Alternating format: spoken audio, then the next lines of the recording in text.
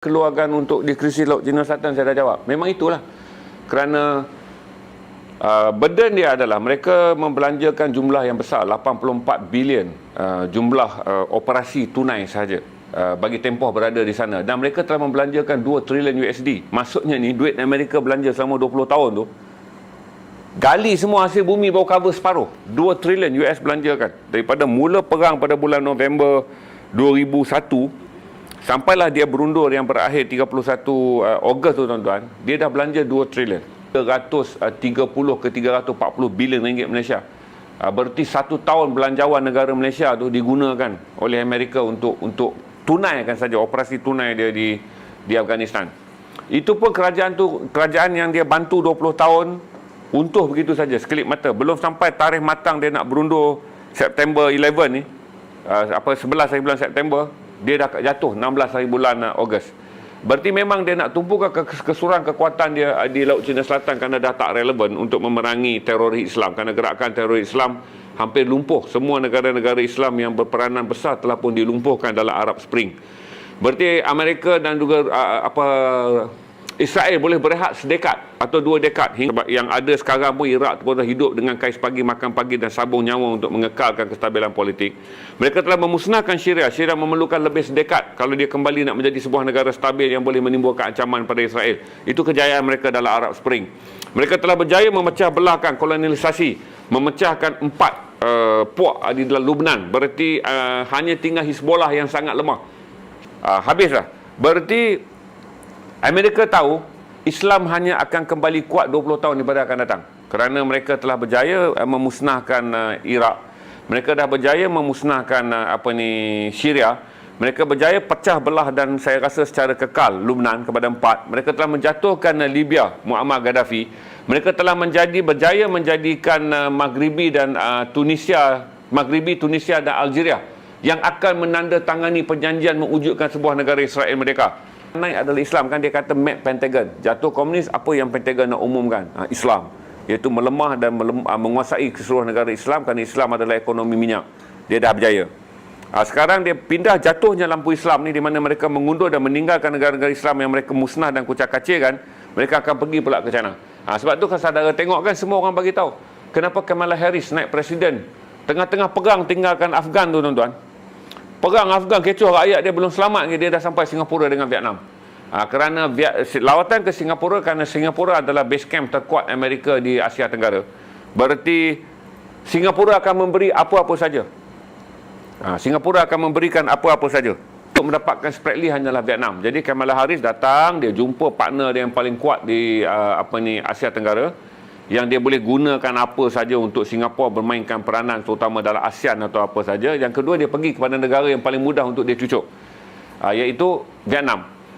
Seorang lagi yang dia tak dapat makan adalah Duterte di Filipina. Duterte nak juga Spratly, tapi Duterte anti-Amerika.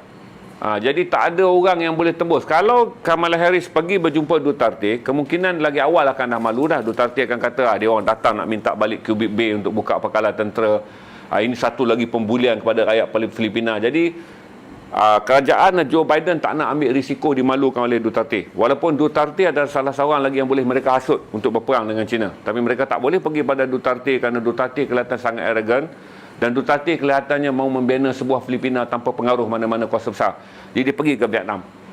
Kerana saudara harus tahu juga, Vietnam adalah negara pelaburan Amerika yang paling besar. Kita dah boleh nampak bahawa Laut Cina Selatan akan menjadi agenda utama.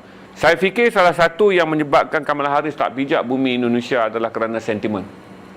Kamala Harris tidak memijak bumi Indonesia adalah kerana sentimen. Berarti akan ada radar rundingan yang lebih panjang. Saya tak fikir Malaysia akan memberi sebarang laluan kepada Amerika dalam isu Laut Cina Selatan, kerana kita lebih memikirkan China adalah rakan niaga yang paling besar nombor 1. Singapura adalah rakan niaga kedua terbesar, Jepun adalah rakan niaga ketiga terbesar, dan Amerika adalah rakan niaga yang keempat terbesar. Azmi Hassan selalu cakap politik adjust sana, adjust sini, kali sini senyum, kali sana bermuka-muka. Sebab kita tak mau terlibat dalam krisis. Sebab spreadly dari segi orang kata sovereign, kedaulatan saja, kita rasa hak kita ada dekat situ. Tapi dari segi ketenteraan, dari segi nak cetus perang, nak berbalas sampai tak berbaloi. Tetapi Vietnam kelihatannya sangat agresif mengatakan secara undang-undang antarabangsa itu adalah wilayahnya. Dan saya fikir Kamala Harris mungkin pergi dan merundingkan langkah awal bagi mendapatkan sesuatu di Vietnam dalam bentuk ketenteraan. China menggerakkan 200 jumlah kapal armada laut dia di Laut Cina Selatan. Dia mampu sekarang gerakkan 200 kapal dia. Yang level kapal tempur, kapal nuklear apa semua tu dia ada 200 yang mampu dia gerakkan. Yang dipanggil sebagai kapal yang ready untuk bertempur. Saya juga fikir kata dia tak mungkin mendapat sokongan Indonesia. Mungkin kerana Indonesia kelihatannya mau secara politik.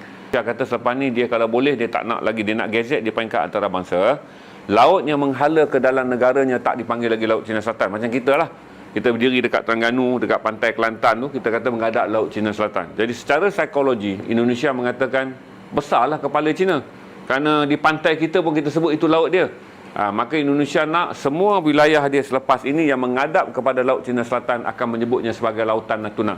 Dengan menganggap kepulauan Natuna yang menjadi wilayah Indonesia tu, kalau dia Natuna jadi wilayah Indonesia, dia akan menang per kilometer sebagai wilayah laut dia. Yang sekarang China mengatakan bukan laut Indonesia. Jadi Indonesia dalam perang psikologi, dan saya fikir Indonesia akan serius kerana saudara pun faham bahawa secara nasionalis Indonesia mempunyai pandangan yang 10 kali lebih ekstrim daripada Malaysia. Kalau prinsip sovereign dan kedaulatan ni, orang-orang Indonesia ni dia lain macam. Saya fikir kata tak mungkin dia berkompromi dengan Amerika. Dia akan menggunakan sovereign dia sendiri dalam apa jua keadaan. Tapi tak mungkin berperang kerana China juga adalah salah satu kuasa pelabur yang besar di Indonesia.